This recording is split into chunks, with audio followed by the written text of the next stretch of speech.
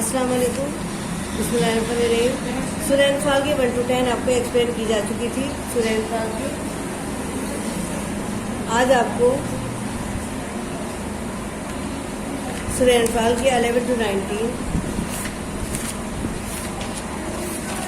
1 to 10 آپ کو کی جا چکی تھی ایکسپلین. سورہ انفال کی آج آپ کو 11 to 19 کی جائے گی.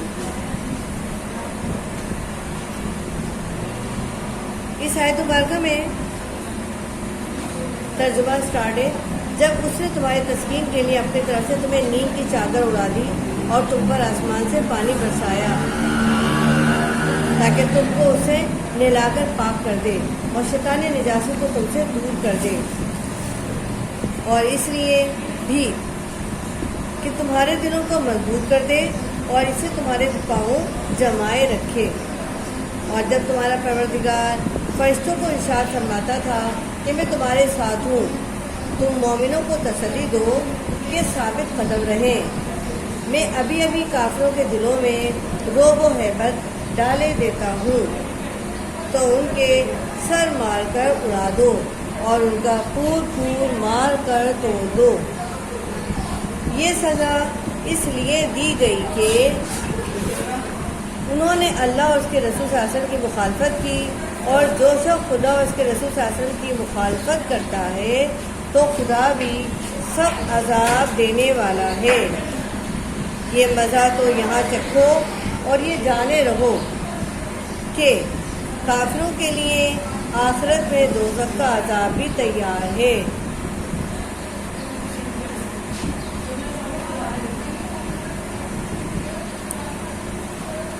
کافروں کے لیے آخرت میں دوزخ کا عذاب بھی تیار ہے. پہلے شروع کی آیات دیکھیے 11 to 19 میں. اس میں شروع میں یہ تھا کہ اللہ تعالیٰ محمد صلی اللہ علیہ وسلم سے مخاطب ہوتا ہے. اس وقت مخاطب ہوتا ہے جب مسلمانوں کو غزوہ بدر میں کامیابی حاصل ہو جاتی ہے. اس کے بعد مسلمان مجاہدین جو ہے وہ مال غنیمت جمع کرنے میں لگ جاتے ہیں، اور جو مجاہد زیادہ مال جمع کرتا ہے وہ اس کو اپنا ہی مال تصور کرتا ہے، یعنی اپنی جائیداد تصور کرتا ہے، اور جس کے بعد کم آتا ہے وہ پھر آپس میں اختلافات پیدا ہو جاتے ہیں دونوں کے درمیان میں. اس طرح ایک بڑا مسئلہ کھڑا ہو جاتا ہے. تو اس سلسلے میں اللہ تعالیٰ آیت مبارکہ نازل فرماتا اور یہ کہتا ہے کہ اے محمد صلی اللہ علیہ وسلم مجاہد لوگوں کو بتا دو کہ یہ مال غنیمت تمہارا مال نہیں ہے، بلکہ یہ تو اللہ کا مال ہے، اللہ تعالیٰ کی طرف سے دیا ہوا ہے، اور یہ مال غنیمت خدا اس کے رسول کا مال ہے. اور اس سلسلے میں خدا سے ڈرو اور آپس میں صلح رکھو، اور اگر ایمان رکھو تو خدا اس کے رسول کے حکم پر چلو. یعنی یہ چیز بتائی گئی تھی. اب اس کے اندر یہ بتائی جا رہی ہے سورہ انفال کے اندر کہ جب اسے تمہاری تسکین کے لیے، کس وقت کی بات ہو رہی ہے؟ جب مسلمانوں کی تعداد صرف 313 تھی اور کفار کا لشکر 1000 کے قریب تھا. تو اللہ تعالیٰ کے مسلمان جو پریشان تھے کہ ہم اتنے بڑے لشکر سے کیسے ہم جنگ لڑیں گے، تو اللہ تعالیٰ نے حضور صلی اللہ علیہ وسلم نے اللہ تعالیٰ سے دعا کی. جب دعا کی تو اس سلسلے میں اللہ تعالیٰ نے مسلمانوں کے دلوں کو تسکین دی، تسلی دی. اللہ تعالیٰ کی طرف سے الگ سے اطمینان نصیب ہوا ان کے دلوں کو، اور اللہ تعالیٰ نے ان کو اپنی طرف سے نیند کی چادر اڑا دی. مسلمانوں کو اس وقت نیند کی چادر اڑائی جب کہ مسلمان اس وقت پہاڑی پر تھے، اور پہاڑی پر پاؤں جمانا مشکل ہوتا ہے. نیند تو بہت دور کی بات ہے، لیکن اللہ تعالیٰ کی نعمت دیکھیے کہ اللہ تعالیٰ نے مسلمانوں کو نیند نواز دی، نیند کی چادر اڑا دی. اور مسلمان جو ہے نیند غفلت کی نیند، یعنی جو ہے ان کو نیند سے سو گئے. تم پر آسمان سے پانی برسایا، پھر اللہ تعالیٰ نے مسلمانوں پر آسمان سے بارش برسائی. اس لیے بارش برسائی تاکہ تم کو اسے نلا کر پاک کر دیتا، کہ اللہ تعالیٰ تمہیں پاک کرنا چاہتا تھا، یعنی مسلمانوں کو پاک کرنا چاہتا تھا، اور شیطان نجاست کو مسلمانوں سے دور کرنا چاہتا تھا. اور اللہ تعالیٰ نے ایسا ہی کیا، شیطان نجاست کو تم سے دور کر دیا، یعنی مسلمانوں سے دور کر دیا اللہ تعالیٰ نے. اور اس لیے بھی کہ تمہارے دلوں کو مضبوط کر دے اور اس سے تمہارے پاؤں جمائے رکھے. اور اس لیے کر دیا اللہ تعالیٰ نے یہ مسلمانوں کے اوپر نعمت نازل فرمائی کہ ایسے مسلمانوں کے دلوں کو سکون ملے گا، وہ مضبوط ہوں گے، طاقتور ہوں گے، اور ان کے دل سے خوف دور ہو جائے گا، اور اس طرح ان کے قدم جو ہے وہ جمے رہیں گے، ان کے پاؤں جمے رہیں گے.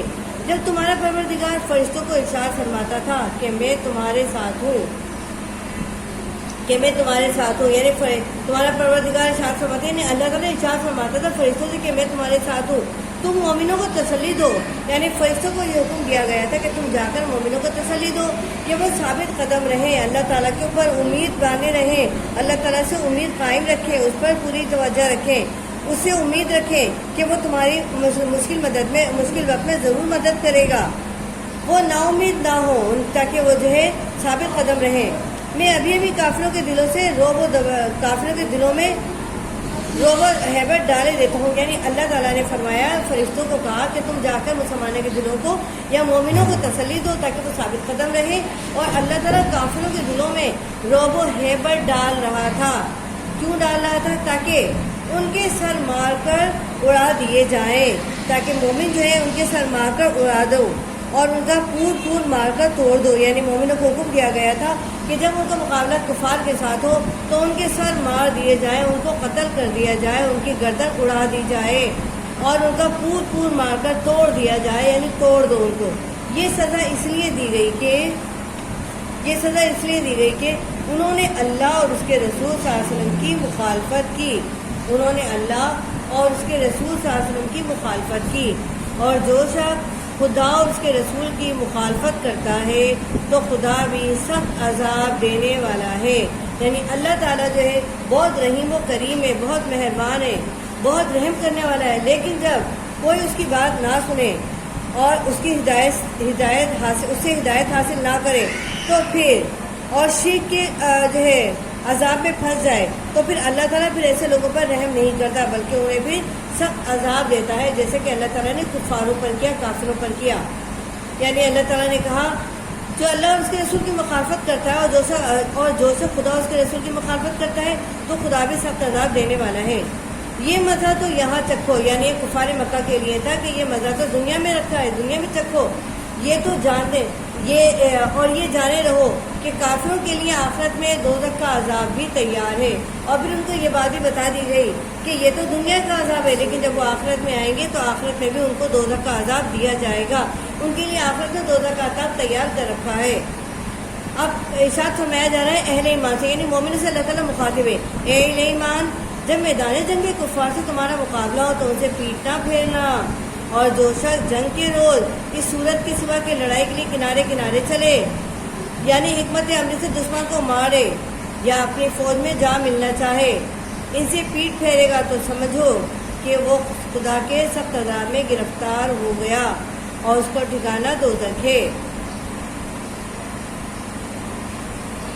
اے اہل ایمان، اللہ تعالیٰ فرماتا ہے مومنوں سے، اے اہل ایمان، جب میدان جنگ میں کفار سے تمہارا مقابلہ تو ان سے پیٹنا پھیرنا، یعنی ڈرنا نہیں، خوف نہ کھانا، دور نہ چلے جانا، بھاگنا جانا، ان سے پیٹنا پھیرنا، اللہ تعالیٰ کا خوف دل میں رکھنا اور اس بات کی امید رکھنا کہ اللہ تعالیٰ مسلمانوں کی مدد کے لیے ہر وقت تیار ہے. اور اللہ تعالیٰ نے مسلمانوں کی مدد کا وعدہ فرمایا ہے اور وہ جو وعدہ کرتا ہے وہ ہمیشہ پورا کرتا ہے.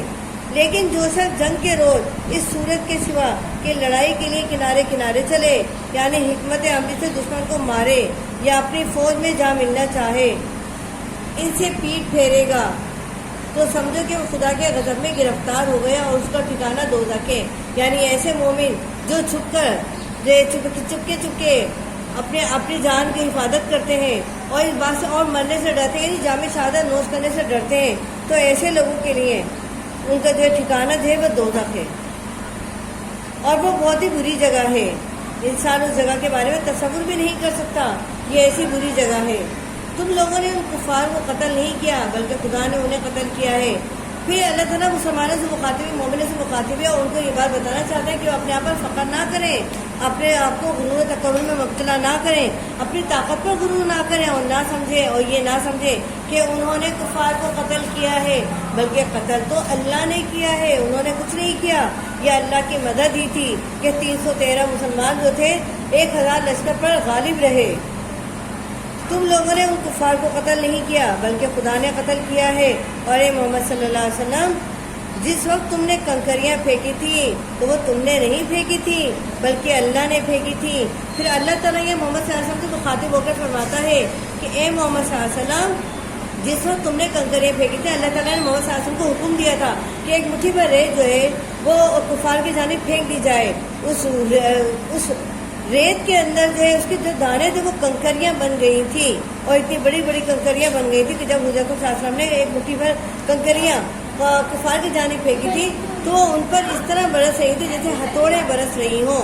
تم نے نہیں پھینکی تھی بلکہ اللہ نے پھینکی تھی. تو محمد صلی اللہ علیہ وسلم کو یہ بات بتائی جا رہی ہے کہ وہ بھی غرور و تکبر میں مبتلا نہ ہو اور نہ اپنے اوپر فخر کریں، بلکہ یہ تو اللہ نے پھینکی تھی، لیکن محمد صلی اللہ علیہ وسلم کے ذریعے اللہ تعالیٰ نے پھینکوائی تھی. اس سے یہ غرض تھی کہ مومنوں کو اپنے احسانوں سے اچھی طرح آزما لے. اللہ تعالیٰ مومنوں پر اپنی جو عنایتیں کی تھی، جو عنایتیں نازل فرمائی تھی، ان کو اللہ تعالیٰ بتانا چاہتا تھا، احسانوں سے نوازنا چاہتا تھا، ان کو آزمانا چاہتا تھا. بے شک خدا سنتا اور جانتا ہے، یعنی اللہ تعالیٰ سے بڑھ کر کوئی سننے والا نہیں، کوئی جاننے والا نہیں. وہ حقیقت کو جانتا ہے، وہ ہر انسان کے دلوں کے راز جانتا ہے، دلوں کی حقیقت جانتا ہے، کہ نیتوں کو جانتا ہے کہ انسان کی نیت کیسی ہے. بے شک خدا سنتا اور جانتا ہے. بات یہ ہے کہ کچھ شک نہیں کہ خدا کافروں کی تدبیر کو کمزور کر دینے والا ہے. یعنی بات یہ ہے کہ اللہ تعالیٰ جو ہے، اس میں بھی کوئی شک نہیں ہے کہ اللہ تعالیٰ کافروں کی تدبیر کو کمزور کر دینے والا ہے. دراصل کفار مکہ جو تھے مسلمانوں کو شکست دینے کے لیے مختلف قسم کی تدبیریں کر رہے تھے اور کوشش کر رہے تھے کسی طرح مسلمانوں کو اپنا قیدی بنانے، غلام بنانے اور ان کو دوبارہ سے مکہ کے اندر قید کر لیں. یعنی وہ تدبیریں کر رہے تھے، لیکن ان کو نہیں پتا ہے کہ اوپر والی ذات جو ہے وہ بھی کچھ نہ کچھ تدبیر کرنے والی ہے. وہ جانتی ہے کہ کس کو کہاں رکھنا ہے، کس کو کیسے فتح یاب کرنا ہے، کس کو شکست دینا ہے، کس کو فتح دینا ہے، کس کو طاقتور بنانا ہے، کس کو کمزور کر دینا ہے، کس کو عذاب دینا ہے، کس کو دنیا کی نعمتوں سے نوازنا ہے. کافر اگر تم محمد صلی اللہ علیہ وسلم پر فتح چاہتے ہو تو تمہارے پاس فتح آ چکی. دیکھو اگر تم اپنے افعال سے بعد آ جاؤ تو تمہارے حق میں بہتر ہے. دراصل کافر جو تھے وہ یہ کہہ رہے تھے، محمد صلی اللہ علیہ وسلم سے بات کہہ رہے تھے کہ ہم فتح حاصل کریں گے، یعنی ہماری طاقت زیادہ ہے. اصل میں شیطان نے ان کو جو ہے اس غرور و تکبر میں مبتلا کر دیا تھا کافروں کو، اسی لیے وہ حضرت صلی اللہ علیہ وسلم سے یہ بات چاہتے تھے اور ان پر یہ فتح حاصل کرنا چاہتے تھے، اور کہتے تھے کہ ہم فتح حاصل کر کے رہیں گے کیونکہ ہماری تعداد زیادہ ہے، اسلحہ زیادہ ہے، لوگ زیادہ ہیں ہمارے پاس، ہے طاقتور زیادہ ہے ہمارے پاس، سپہ سالار زیادہ ہیں، تو ہم اسی بلبوتے پر مسلمانوں کے اوپر فتح حاصل کریں گے، حضرت صلی اللہ علیہ وسلم کے اوپر فتح حاصل کریں گے. تو پھر محمد صلی اللہ علیہ وسلم کے اوپر اللہ تعالیٰ نے کہا فتح چاہتے ہو تو تمہارے پاس فتح آ چکی. محمد صلی اللہ علیہ وسلم اگر تم فتح چاہتے ہو تمہارے فتح آ چکی. دیکھو اگر تم اپنے افعال سے بعد آ جاؤ گے، ابھی اللہ تعالیٰ کفار مکہ سے فرما رہا ہے بعد آ جاؤ تو تمہارے حق میں بہتر ہے، اور اگر پھر نافرمانی کرو گے تو ہم بھی پھر تمہیں عذاب کریں گے. یعنی اس وقت تو فتح مسلمانوں کے پاس آ چکی ہے، لیکن اگر کفار مکہ نے پھر اپنے افعال سے باز نہ آئے اور نافرمانی سے باز نہ آئے تو پھر اللہ تعالیٰ انہیں دوبارہ شکست سے نوازے گا، یعنی دوبارہ عذاب میں مبتلا کر دے گا، اور دنیا میں وہ پھر جو ہے فتح حاصل کرنے سے فتح حاصل نہیں کر سکیں گے مسلمانوں پر، کیونکہ اللہ تعالیٰ مسلمانوں کے اوپر جو ہے اپنی عنایت نازل فرما رہا ہے، اپنی جو ہے نعمتیں نازل فرما رہا ہے، اور اپنی جو ہے مدد دے رہا ہے، ان کی مدد کر رہا ہے. اسی بلبوتے پر جو ہے مسلمان جو ہے چھوٹی سی تعداد ہونے کے باوجود کفار مکہ کے اوپر فتح یاب ہو گئے. اب یہ اللہ تعالیٰ فرما رہا ہے تمہاری جماعت خواہ کتنی کثیر ہو تمہارے کچھ کام نہ آئے گی، اور خدا تو مومنوں کے ساتھ ہے. اب اللہ تعالیٰ یہاں کفار مکہ سے فرما رہا ہے کہ اگر تمہاری جماعت 1000 لشکر کی بجائے اگر 10,000 لشکر بھی تمہارا یہاں موجود ہوتا ہے، کثیر تعداد تمہارے پاس ہوتی ہے، بے شمار لوگ تمہارے پاس ہے، ہتھیار تمہارے پاس ہے، کثیر ذرا مبادلہ تمہارے پاس ہے، لیکن پھر بھی تم مسلمانوں کے اوپر فتح حاصل نہیں کر سکو گے. یہ تمہاری تدبیریں اور تمہاری جو ہے کثیر تعداد تمہارے کچھ کام نہ آئے گی، کیونکہ اللہ تعالیٰ جس کی مدد کرتا ہے اسے کوئی ہرا نہیں سکتا، اسے کوئی شکست نہیں دے سکتا. بالکل اسی طرح جس طرح مومنوں کو غزوہ بدر کے اندر اللہ تعالیٰ نے فتح سے ہمکنار کیا، تو خدا تو مومنوں کے ساتھ ہے، یعنی اللہ تعالیٰ نے مومنوں سے جو وعدہ فرمایا تھا وہ پورا کر دیا، اور مومنوں سے پورا کرنے کے ساتھ ساتھ مومنوں کی مدد کی، مسلمانوں کو کامیاب و فتح یاب کیا، اور ان کو عنایتیں نوازی، انعامات سے نوازا، اور یہی مسلمانوں کی کامیابی ہے. اور کیونکہ اللہ تعالیٰ کی مدد ان کے ساتھ ہے، اور جن کے ساتھ اللہ تعالیٰ کی مدد رہتی ہے ان کے ساتھ کوئی برا نہیں کر سکتا، انہیں کوئی شکست نہیں دے سکتا. آمین. یہ آپ کا کمپلیٹ ہو گیا ہے، ایکسپلین آپ کا کمپلیٹ ہو گیا ہے. اب آپ کو اس کے تمام الفاظ معنی کاپی میں لکھنے ہیں، اپنی نوٹ بک پہ لکھنے ہیں اور یاد کرنے ہیں، اور اس کو جو توجہ دی ہے گھر میں بیٹھ کر اس کو سمجھیے جو آپ کو سمجھایا گیا ہے، اور اس کو یاد کیجیے.